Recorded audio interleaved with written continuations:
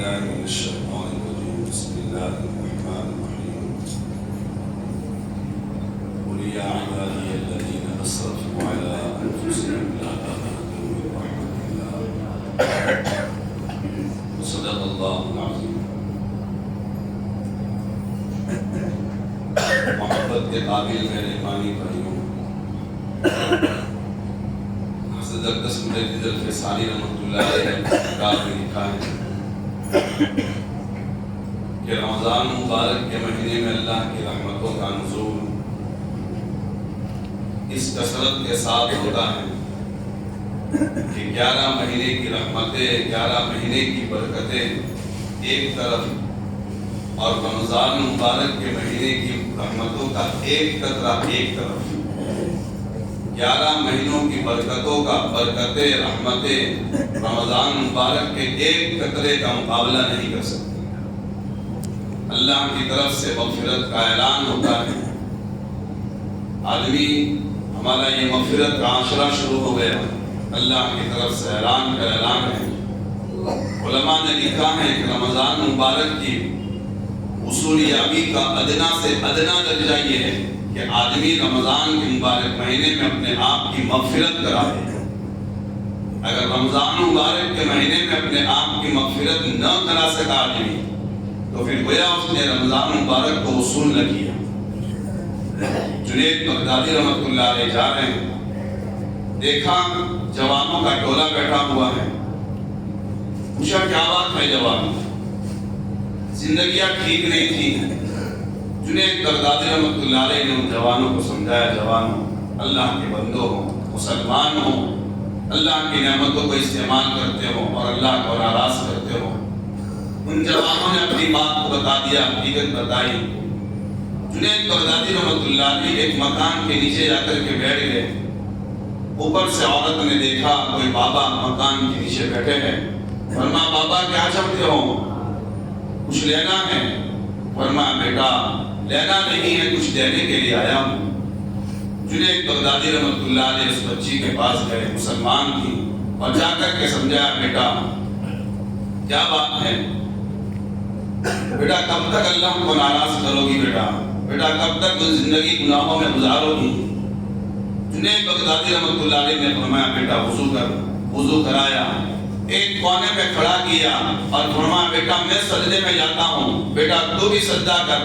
جنید بغدادی رحمۃ اللہ علیہ سجدے میں گئے اور جانے کے بعد ایک آنکھ کھینچی اور کہا اے اللہ اس بچی کو سجدے تک لانا میرا کام تھا، اس کو ہدایت دینا تیرا کام ہے۔ اللہ جی اگر آپ نے اس بچی کو ہدایت نہ دی اور اس حالت میں اگر میں گھر سے باہر نکلا ہوں تو لوگ یہ کہیں گے کہ دیکھو یہ تو اللہ والے تھے، یہ بھی اس مکان میں گئے تھے۔ اے اللہ اس بچی کو ہدایت دے دے۔ اس بچی نے دیکھا بابا رو رہے ہیں، فرمایا بابا کیا چاہتے ہو؟ فرمایا بیٹا کب تک اللہ کو ناراض کرو گی، بیٹا توبہ کر لو۔ اس عورت نے کہا بابا اب اللہ کو ناراض نہیں کروں گی، اب میں اپنا جسم نہیں بیچوں گی، اب میں کسی کے حوالے نہیں کروں گی۔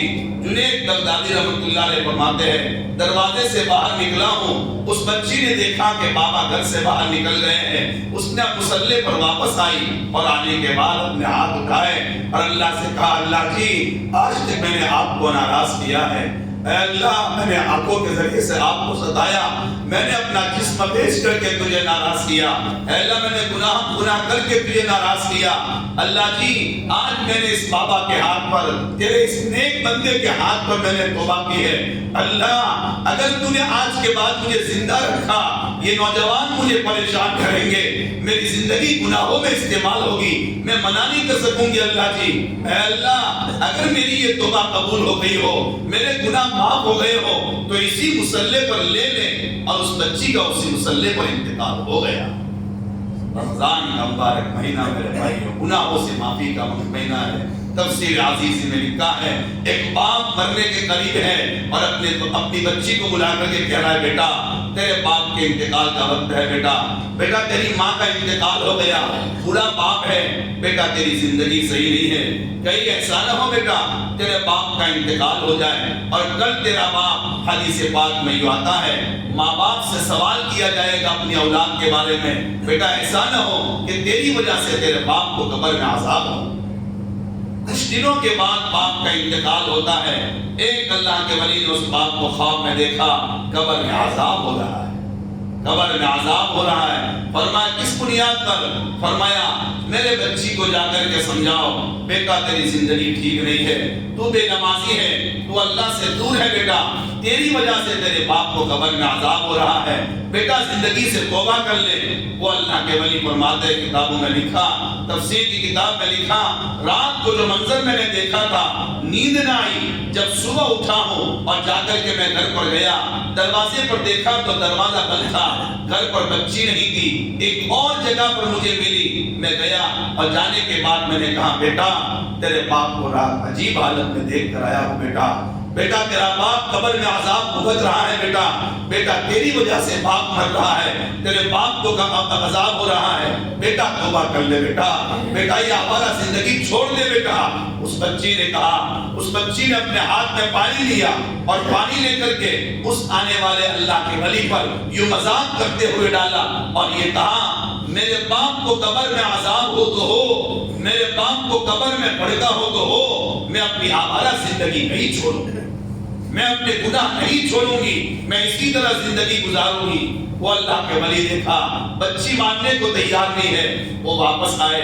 آنے کے بعد جب رات کو سوئے ہیں تو دیکھا اس باپ کے قبر کو اللہ نے اس عذاب کو ہٹا دیا, وہاں جنت کا منظر ہو گیا, اچھا نورانی منظر ہو گیا. فرمایا آپ کی بچی تو ماننے کو تیار نہیں تھی اور آپ کا عذاب ہٹ گیا.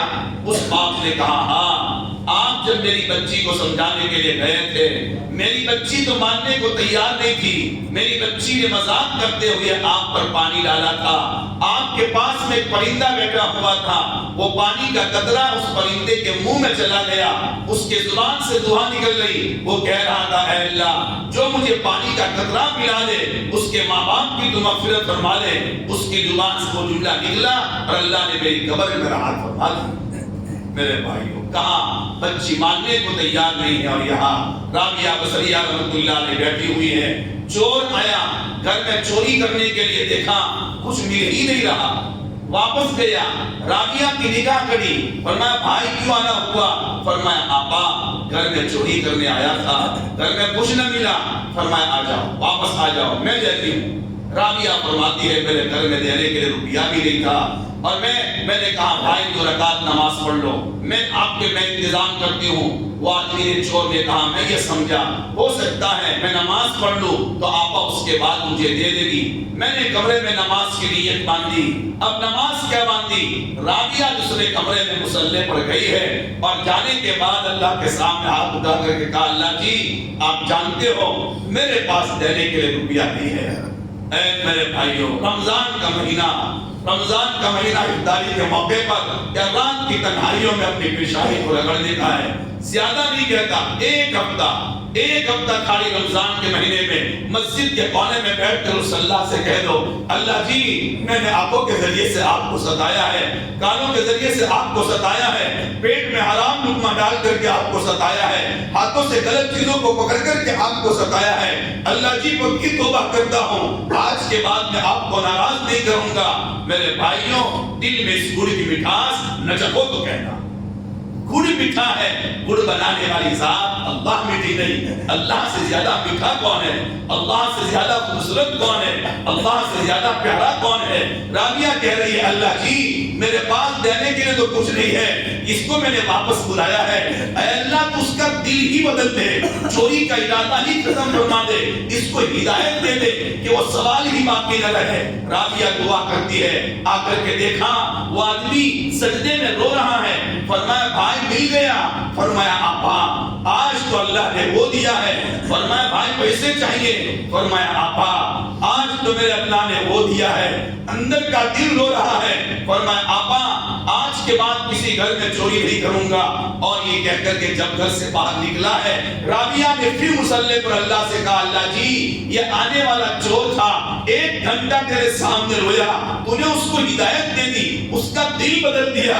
اللہ میں تو آپ کے سامنے سالوں سے رو رہی ہوں, اے اللہ کیا تم مجھ سے بھی راضی ہے یا نہیں ہے؟ اللہ نے فرمایا رابعہ بِأَجَلِكَ كَرَّمْنَا وَبِسَبَبِكَ قَبِلْنَا. فرمایا رابعہ اس آدمی کو جو کچھ ہم نے دیا ہے وہ تیری وجہ سے دیا ہے میرے بھائی. رمضان کا مبارک مہینہ ہے، اسی لیے اللہ نہیں دیکھتا کون شکل والا ہے، کیسا ہے، کتنا گنہگار ہے، بس آگے اللہ کے سامنے ہاتھ اٹھائے، اللہ کے دہانے کھلے ہوئے ہیں. بہترین موقع افطار کا ہوتا ہے، تہجد کا موقع ہوتا ہے. آدمی کو ایسے موقع پر اپنے گناہوں سے معافی مانگنی چاہیے. اللہ پاک کی باتوں پر عمل کرنے کی توفیق عطا فرمائے. سبحان اللہ و بحمدہ، سبحان اللہ.